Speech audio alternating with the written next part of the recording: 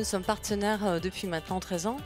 Et c'est une conviction qui est toujours plus forte. D'abord parce que dans le marché de l'énergie qui s'apparente de plus en plus à une jungle, EDF en Auvergne-Rhône-Alpes, ça incarne la proximité, la confiance de ses 220 000 clients. Et aujourd'hui, c'est important. Et cette année particulièrement, tout ce qui tourne autour de la responsabilité économique, sociétale, environnementale nous a particulièrement touchés et nous a amenés à être partenaires.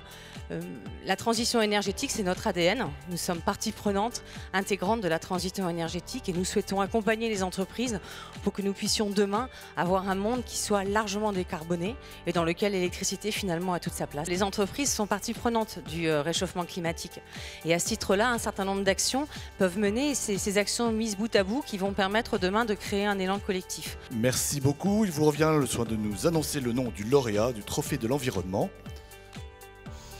C'est Bionatis qui est représenté par Jean-Marc Ambroisi. Artisan boulanger de père en fils depuis 3 générations, monsieur Jean-Marc Ambroisi. Venez nous rejoindre.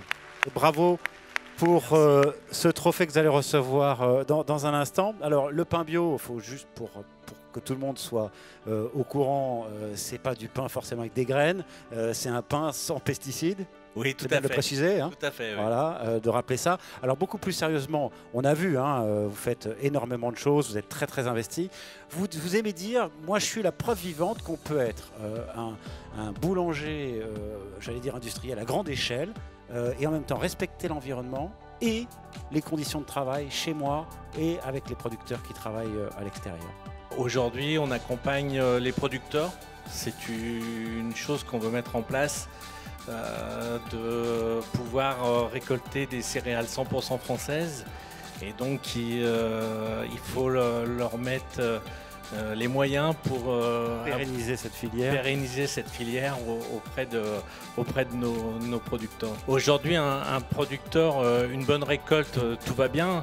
Demain avec l'environnement qui arrive, le temps, une très mauvaise récolte, eh ben, les rentrées d'argent ne sont pas là et aujourd'hui on met en place un accompagnement pour avoir un tarif de blé qui puisse vivre normalement sur l'année.